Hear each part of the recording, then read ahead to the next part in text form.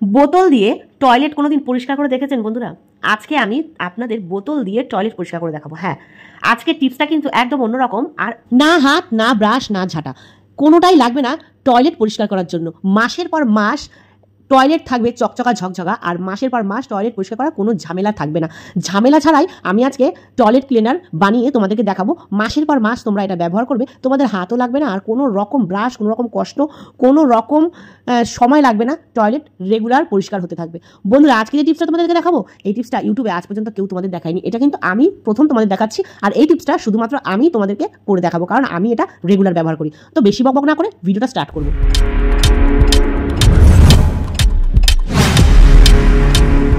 Hey guys, আসসালামু আলাইকুম। কেমন আছেন সবাই? আশা করি আল্লাহর মধ্যে সবাই ভালো আছেন। আমি অনেক বেশি ভালো আছি। চলে এসেছি আবার ধামাকাদার টিপস নিয়ে।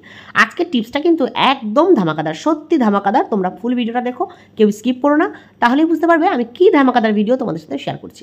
বন্ধুরা, আমাদের মধ্যে অনেকেই আছে রেগুলার টয়লেট ক্লিন করতে চায় না। হাত দিয়ে তো বিশেষ করে ক্লিন করতে একদম ভালো লাগে না। হাত বা ব্রাশ, দেখো অনেকেই ব্রাশ দিয়ে করে, ব্রাশ দিয়ে করলেও কী হবে, হাত তো সেই ব্রাশটাকে ধরেই।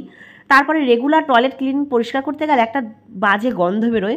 আমরা তো রেগুলার টয়লেট পরিষ্কার করি 15 দিন পর, 1 মাস পর, হারপিক দিয়ে বা ব্লিচিং পাউডার দিয়ে, যাই দিয়ে করি না কেন আমরা করি। কিন্তু রেগুলার যদি আমরা টয়লেট পরিষ্কার করতে পারি, না হাত, না ব্রাশ, না ঝাঁটা, তাহলে কেমন হয় ব্যাপারটা?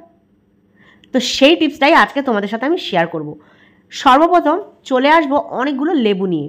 তো তোমরা দেখেইছো আমি কি দিয়ে আমি বানালাম। সবার প্রথম নিয়েছি কতগুলো লেবু রস ছেঁকে, তারপরে নিয়েছি ভিম লিকুইড জেল, তারপরে নিলাম সাদা কলগেট, তারপরে নিলাম বেকিং সোডা, তারপরে নিলাম হারপিক 3 থেকে 4 চামচ। এবার এটা একটা লিকুইড তৈরি করব। লিকুইডটা কিন্তু কাজ দেবে না। এই লিকুইডটা যদি এখন ব্যবহার করি সব নষ্ট হয়ে যাবে। তো লিকুইডটা কিসের জন্য বানালাম সেটা দেখো। এই যে বাটির মধ্যে নিতে হবে কতটা কর্নফ্লাওয়ার। বন্ধুরা হেসো না, কর্নফ্লাওয়ার তো আমরা খাওয়ার মধ্যে ব্যবহার করি সবসময়, যেরকম পকোড়া টকোড়া বানাই। কিন্তু কর্নফ্লাওয়ার যে কতটা দামি সেইটা তোমাদেরকে কি করে বলবো বলো। এই যে দেখো, কর্নফ্লাওয়ারের মধ্যে এই লিকুইডটা দিয়ে আস্তে আস্তে একটা ডিপ গাঢ় মিশ্রণ তৈরি করতে হবে। দেখো আমি কিভাবে তৈরি করছি। যতক্ষণ না পর্যন্ত এটা গাঢ় না হয় ততক্ষণ পর্যন্ত আমাকে কিন্তু কর্নফ্লাওয়ার দিতে হবে। আর তোমরা যতটুকু বানাবে নিজেদের আন্দাজ মতনই বানাবে। আমি এটা 1 সপ্তাহের জন্য বানাচ্ছি, তো আমার 1 সপ্তাহ চলবে এই মিশ্রণটা। তো আমি এই ফুল এক বাটি বানিয়েছিলাম। এই 1 বাটিতে আমার কিন্তু 1 সপ্তাহ পুরো চলে যাবে। এবার আমি এটা কিভাবে ব্যবহার করব, কিসে ব্যবহার করব, আর কেমনভাবে ব্যবহার করব সেটা তোমাদের অবশ্যই শেয়ার করব। তার আগে 2-3টে বন্ধুর রিকোয়েস্ট তোমাদেরকে বলি। এই যে এই রিকোয়েস্টটা আমাকে করেছিলে সাজি দত্ত চ্যানেল থেকে। সাজি দত্ত আমাকে বলেছিলে যে দিদি, আমি রেগুলার টয়লেট ক্লিন করতে অসুবিধা হয়, আমার রেগুলার টয়লেট ক্লিন করতে ইচ্ছা করে না, যেহেতু আমি মেসে থাকি, আমি টাইম পাই না।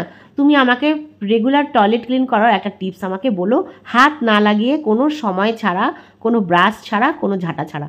তো এটা কিন্তু আমার জন্য টাস্ক ছিল একটা। সাজি বলেছিলে তুমি দিদি, এটা কিন্তু তোমার জন্য একটা বড় টাস্ক, দেখি তুমি কিভাবে টয়লেট ক্লিন করে আমাকে দেখাও। তো আজকে বোন তোমার জন্য আমি এই টিপসটা বার করেছি। এই টিপসটা আমি কিন্তু আগে অনেকবার ব্যবহার করেছি, ইভেন আমি এখনও ব্যবহার করি। তোমাকে এই টিপসটা শেয়ার করলাম, তুমি জানতে না, তাই তোমার জন্য এটা নতুন, কিন্তু আমার জন্য এটা অনেকই পুরনো। তো এবার কি করব দেখো, পুরনো ফেলে দেওয়া বোতল, যে বোতলগুলো আমরা রাস্তায় পানি খাই আর তারপরে রাস্তায় ফেলে দিই, কোনো কাজে লাগাই না, কিন্তু এই বোতলগুলো কতটা যে কাজের বন্ধুরা তোমরা জানো না। আমি কিন্তু কখনোই এই সব বোতল ফেলি না, আমি ঘরে রাখি। আমার এই সব বোতলে অনেক অনেক অনেক কাজ হয়। কি কি কাজ হয় দেখো। এই বোতলের অর্ধেক টুকরোটা আমি নিলাম এই মিশ্রণটা ঢালার জন্য, আর অর্ধেক টুকরোটা রেখে দিয়েছি। এই যখন এই মিশ্রণটা শেষ হয়ে যাবে, প্লাস্টিকটা ধরে আমি ফেলে দেবো বোতলটা। আর অর্ধেক টুকরো যেটা রেখে দিয়েছি ওটা এর পরের বারে আবার সামনের সপ্তাহে আমি ওটা ব্যবহার করব। তাই আমি বোতল কিন্তু কখনো ফেলি না। তোমরা বোতল কখনো ফেলবে না। বোতল সংসারের হাজার হাজার টাকা বাঁচিয়ে দিতে পারে, আর তোমাদের টাইমকেও সেভ করে দিতে পারে। এবার দেখো বন্ধুরা, আমি কি করলাম, এই মিশ্রণটাকে আমি কিন্তু ঢেলে দিলাম বোতলের কাটা অংশে।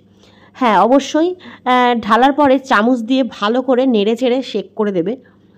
এরপরে দেখো বন্ধুরা আমি কি করব, নিয়ে আসবো প্লাস্টিক। হ্যাঁ বন্ধুরা, আমরা কি করি বাড়িতে যখন ফল আসে মিষ্টি আসে প্লাস্টিকগুলো ফেলে দিই, কিন্তু এই প্লাস্টিকগুলোও অনেক অনেক অনেক কাজের। হ্যাঁ বন্ধুরা, এই প্লাস্টিকগুলো আমাদের অনেক কাজের। তোমাদেরকে একদিন এই প্লাস্টিক দিয়ে অনেক টিপস শেয়ার করব। তোমরা যদি এখন দেখতে চাও তো নিচে আমার চ্যানেলের নিচের দিকে দেখবে প্লাস্টিক দিয়ে অনেক রকমের টিপস দেওয়া আছে, তোমরা ওগুলোকে দেখে নিতে পারো।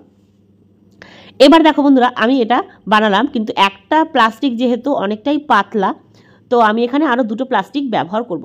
আর এখানে এক চাকু দিয়ে একটু একটু করে ফুটো করে দিলাম, কিন্তু এটা অনেকটা পাতলা, এটা ছিঁড়ে যেতে পারে, তাই আমি দুটো মতন এরকম ক্যারি নিয়ে তারপরে আমি বেঁধে নিয়ে এরকম গার্ডার দিয়ে মেরে নেব।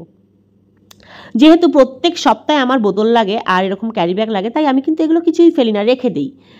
টয়লেট ক্লিনের জন্য আমার কিন্তু অনেক অনেক উপকারে লাগে। এবার দেখো লাস্টের যে প্লাস্টিকটা, ওটাকেও কিন্তু একটু একটু করে ছেঁড়া করে নিলাম। এবার আমি কি করব তোমাদের সাথে দেখাই, হাত না লাগিয়ে কিভাবে টয়লেট ক্লিন করব। দেখো আমার টয়লেটটা কতটা নোংরা দেখতে পাচ্ছ, অনেকটাই নোংরা।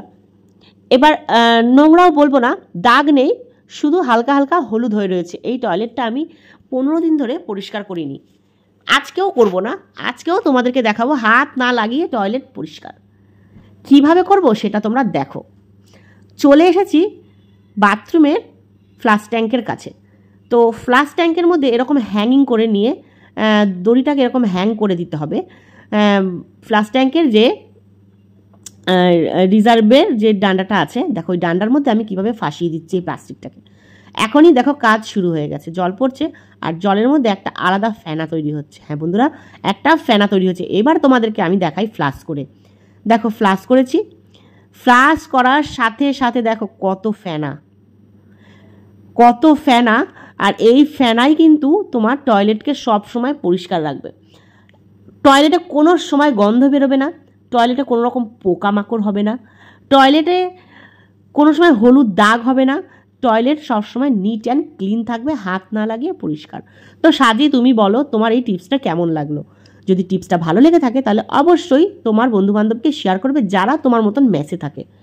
তো বন্ধু দেখো কত সুন্দরভাবে পরিষ্কার করলাম। এবার কিছুটা লিকুইড আমি বাঁচিয়ে নিয়েছিলাম, ওই লিকুইডটা দিয়ে আমি কিন্তু টয়লেটের ফ্লোরটাকে ব্রাশ দিয়ে পরিষ্কার করে নিচ্ছি। আমার কাছে ডান্ডাওয়ালা ব্রাশ আছে, আমি কিন্তু হাত দিয়ে ব্রাশ করি না, ডান্ডা দিয়ে ব্রাশ করি। তোমাদেরকে ভিডিও শেষে দেখিয়ে দেবো ব্রাশটা। এবার দেখো এখানে একটা ছোট্ট ডাস্টবিন রেখেছি, তোমরাও কিন্তু এভাবে ডাস্টবিন ব্যবহার করতে পারো। এটা কিন্তু ফুল রাখতাম আমি, মানে ফুল গাছ রাখতাম, এখন আর রাখি না। তো এটা হ্যাঙ্গিং করতে সুবিধা হয় বাথরুমে, তো আমি কিন্তু এইভাবেই ঝুলিয়ে রাখি। আর সব সময় ফ্লোরটা, মানে বাথরুমের যে ফ্লোরটা, ওই ফ্লোরটাকে পরিষ্কার রাখবে। অনেকে কী করে বাথরুমে গামলা, বালতি এরকম ধরনের জিনিস থাকে, ওতে কী হয় ফ্লোরে জলের দাগটা বসে যায়। তো জলের দাগ না বসার জন্য বেশিরভাগ জিনিসপত্র উপরে উঠিয়ে রাখার চেষ্টা করবে। আমিও কিন্তু রাখি, কিন্তু আমি উপরে হ্যাং করে রাখি, ডাস্টবিনও আমি নিচে রাখি না। দেখো কি সুন্দর ডাস্টবিনটাকে আমি জানলার মধ্যে ঝুলিয়ে রেখেছি।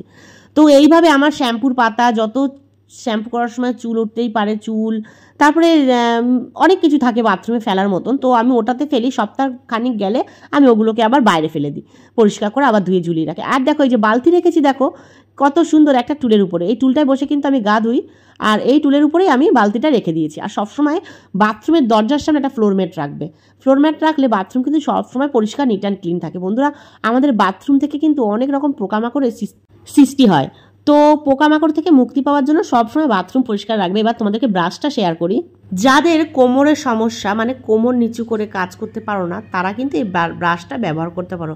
ব্রাশটা খুবই সুন্দর, এক সাইডে ব্রাশ আছে, এক সাইডে ওয়াইপার আছে। এবার দেখো এই ওয়াল পরিষ্কার করতে গেলে না একদম নিচু হতে হয় বা ভাঁজ হয়ে হয়ে কাজ করতে হয় বসে বসে, তখন কিন্তু কোমরে প্রচণ্ড পেন হয়, পায়েও পেন হয়। তো এই ব্রাশটা কিন্তু খুব ভালো, ব্রাশ দিয়ে কিন্তু তোমরা ভালোভাবে পরিষ্কার করতে পারো ওয়ালটাকে, মানে বাথরুমের যে ওয়ালটা থাকে ওয়ালটাও পরিষ্কার করতে পারবে আর নিচের ফ্লোরটাও পরিষ্কার করতে পারবে। মানে এই ব্রাশটার কিন্তু দুটো কাজ করে, একটা ওয়াইপারের কাজ করে আর একটা ব্রাশিংয়ের কাজ করে। আর এই ব্রাশটা এতটাই উপকারী বন্ধুরা, কোমরের জন্য তো 1 নম্বর। এখন সবারই কোমরে ব্যথা, পায়ে ব্যথা, হাঁটুতে ব্যথা, তো বসে বসে কেউই কাজ করতে পারে না, সবারই দাঁড়িয়ে দাঁড়িয়ে কাজ। তো দুদিকে দেখো, ব্রাশের দুদিকে, এক পাশে ওয়াইপারের কাজ করবে মানে পানি কাচানোর জন্য, আর এক পাশে তোমার ব্রাশিংয়ের কাজ করবে। এটাতে ওয়াল পরিষ্কার করতে পারবে, ফ্লোর পরিষ্কার করতে পারবে। এটা আমি মেশো থেকে কিনেছিলাম। তোমরা যদি মেশোতে ওয়াইপার কাম ব্রাশ টয়লেট ক্লিনার এরকম লিখে দাও, তখনই দেখবে এরকম চলে আসবে। এগুলোর দাম বেশি না, 120-130 টাকা দাম। আর খুব সুন্দর বন্ধুরা, এটা ছোট বড় করা যায়। হ্যাঁ, তো আমি এটা মেশো থেকে নিচ্ছি, তোমরা নিতে পারো। আজকের থেকে কিন্তু আমিও রেগুলার ব্লগ দেবো, একদিনও মিস যাবে না। যারা যারা নতুন বন্ধু হয়েছে তারা প্লিজ লাইক, কমেন্ট, সাবস্ক্রাইব করো। আল্লাহ হাফিজ।